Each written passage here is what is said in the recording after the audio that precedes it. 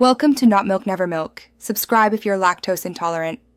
You begin by confirming compatibility and turning on ECG and health. That enables the watch to record a lead eye tracing.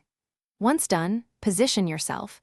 Sit, relax, and rest your forearm on a flat surface so the watch stays steady. Make sure the watch fits snugly against skin. Loose bands add noise.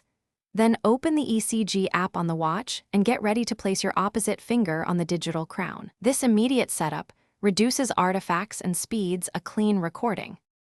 You tap Start and gently rest a finger on the digital crown to close the circuit. The watch measures electrical signals across the chest and wrist. Stay completely still and quiet for the 30 seconds. Motion and talking will create interference.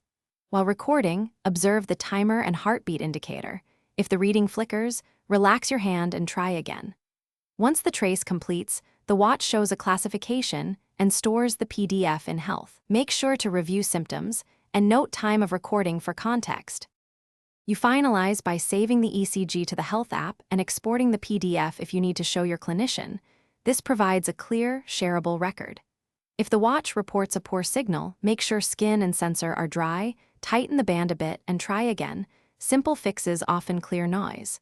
If problems persist, restart the watch, ensure watch OS is current, and re-enable ECG in settings.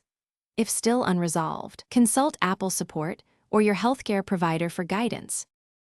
Thanks for watching. If this was helpful, leave a like and consider subscribing. See you next time.